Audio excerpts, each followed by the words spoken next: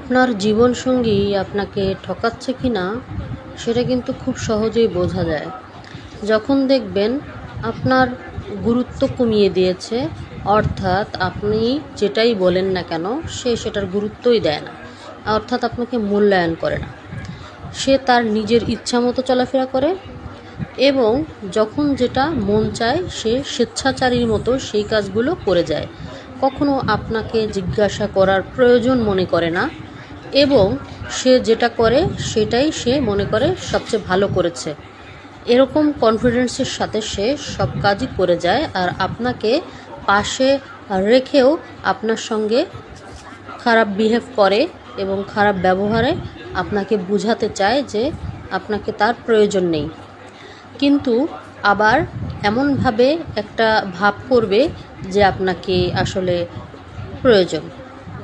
এরকম একটা অবস্থানের ভিতরে রাখবে আপনাকে, অর্থাৎ ঝুলন্ত অবস্থায়। আপনি সিদ্ধান্ত নিতে পারবেন না, এমন পরিবেশ তৈরি করবে যে আপনি যাতে নিজে থেকেই চলে যান, এরকম একটা ঝুলন্ত পরিবেশ সে তৈরি করবে।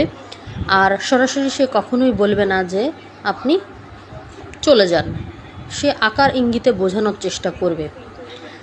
সে আপনাকে দীর্ঘদিন ধরে ঠকিয়ে আসছে, কিন্তু আপনি সেটা হয়তো অনেক সময় আপনি বুঝতে পারেননি। আর যখন আপনি বুঝতে পারবেন তখন আপনার সেখান থেকে অবশ্যই মোটিভেট করতে হবে নিজেকেই, আর নিজেকে প্রস্তুত করতে হবে। আর যদি আপনার জীবনসঙ্গী সঙ্গে যদি আপনার কোনো সন্তান থেকে থাকে তাহলে অবশ্যই আপনি আপনার সন্তানের কথা আগে চিন্তা করবেন, তারপরে হচ্ছে তার কথা। হ্যাঁ, আপনি আপনার সন্তানকে ঘিরেই আপনার সংসার এবং আপনার জীবনকে গড়ে তুলুন, এটাই হবে আপনার সবচেয়ে বুদ্ধিমানের কাজ।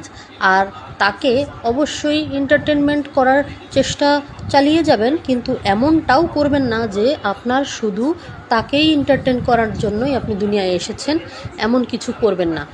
আর মানুষের জীবনটা আসলে কারোর গোলামি করার জন্য পৃথিবীতে আল্লাহ তাআলা পাঠায়নি। আল্লাহ তাআলার গোলামি করলেই একমাত্র আল্লাহই আপনার সিচুয়েশান অর্থাৎ অবস্থানকে পরিবর্তন করতে পারেন দোয়ার দ্বারা। অতএব আপনি আল্লাহর কাছে দোয়া করুন, অবশ্যই আপনি আপনার স্থান থেকে একটা ভালো পর্যায়ে যেতে পারবেন যদি আল্লাহর সাহায্য আপনার সাথে 100% থেকে থাকে। অবশ্যই তার 100% পাওয়ার চেষ্টা করতে হবে, আল্লাহর ইবাদতে নিজেকে মশগুল রাখতে হবে, আর তখনই আপনি আল্লাহর পূর্ণ রহমত পেতে পারেন। তো সবাইকে আমার এই পুরো রিলস দেখার জন্য অসংখ্য ধন্যবাদ। এখানে ছিল চায়নার রাজপথগুলো, এখানে সকালের খাবারের বিভিন্ন আয়োজন ছিল। তো পুরো ভিডিও জুড়ে থাকার জন্য অসংখ্য ধন্যবাদ জানাচ্ছি সবাইকে।